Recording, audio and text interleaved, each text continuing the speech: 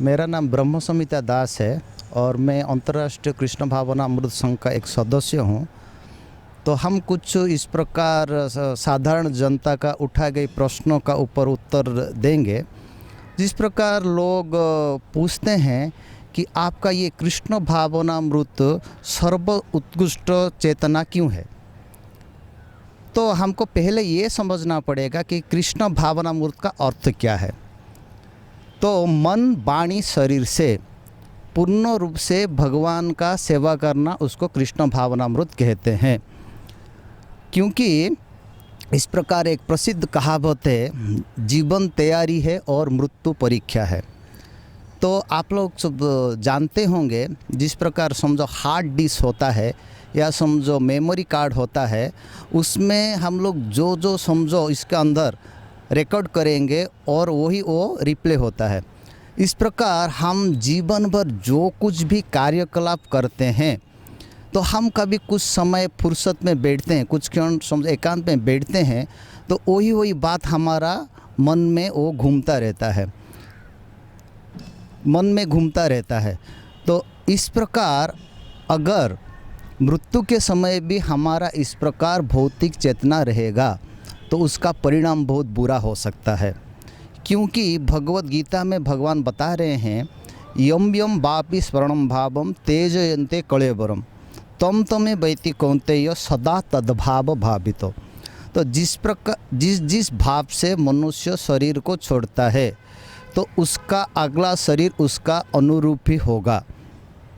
तो अगर हम भौतिक चेतना के साथ शरीर छोड़ेंगे तो हमारा अगला शरीर भी भौतिक होगा। और ये भौतिक जगत में 4 प्रकार का मुख्य दुख है, जिसको भगवत गीता में भगवान बता रहे हैं, जन्म मृत्यु जरा व्याधि दुख दोषानु दर्शनम। जन्म, मृत्यु, जरा और व्याधि। तो इस प्रकार उससे कैसे बचा जा सकता है? उससे बचा जा सकता है कृष्ण भावनामृत होके।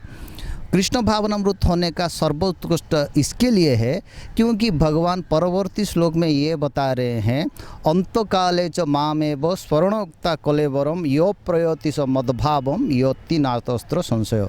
कि अगर मृत्यु के समय भी अगर मेरा चिंतन करते हुए कोई शरीर छोड़ता है, तो उसका अगला जीवन आध्यात्मिक लोक में होगा, उसमें थोड़ा भी संशय नहीं है।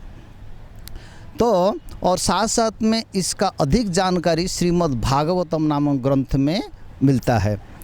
वो बोलते हैं, एतेवन सांख्य योगाभम स्वधर्म परिनिष्ठया जन्म लाभ परापुंसा अंते नारायण स्मृति ही।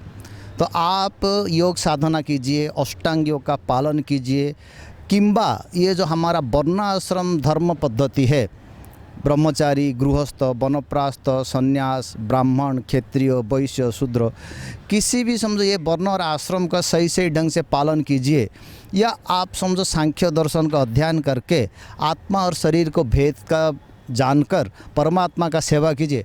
चाहे किसी भी प्रकार से भगवान से जुड़िए, आपका जीवन तभी सफल माना जाएगा जब आप मृत्यु के समय भगवान का स्मरण करते हुए शरीर छोड़ेंगे।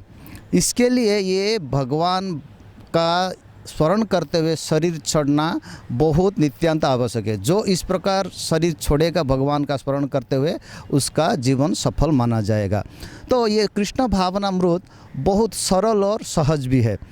इसमें देश काल परिस्थिति का कोई पाबंदी नहीं है, उसमें कोई उम्र का पाबंदी नहीं है। अभी देश काल परिस्थिति यानी आप अगर समझो, इसमें मुख्य रूप से करना होता है भगवान का नाम रूप गुण का स्मरण, और हर इंद्रियों से भगवान का सेवा करनी होती है। तो आप अगर समझो, जिस प्रकार मुसलमान देश होते हैं, जिस प्रकार दुबई, मस्को, कुवैत, जहाँ भी, वहाँ भी आप समझो, भले वहाँ पर कृष्ण भावनामृत का अभ्यास करना सरकार की तरफ से प्रामाणिकता नहीं है, लेकिन आप घर में रहते हुए भी उसका अभ्यास कर सकते हैं। अपना ऑफिस जाते हुए भगवान का नाम ले सकते हैं। वहाँ पर इस प्रकार धोती कुर्ता पहनने का पाबंदी है, लेकिन आप वहाँ पैंट शर्ट पहन के भी भगवान का नाम जप कर सकते हैं। और इसमें अगर आपको अन्य भी कोई किसी तरह से भगवान से जुड़ना है, तो उसमें उम्र का होना बहुत आवश्यक आवश्यकता होती है, ज्ञान को प्राप्त करना आवश्यकता होती है। लेकिन कृष्ण भावना में इतना सरल और सहज प्रक्रिया है। कोई बच्चा भी भगवान का नाम ले सकता है, वृद्ध भी ले सकता है। आप कारागार में रहते हुए भी भगवान का चिंतन और नाम ले सकते हैं। आप हॉस्पिटल में रहते हुए भी भगवान का नाम और ये ले सकते हैं।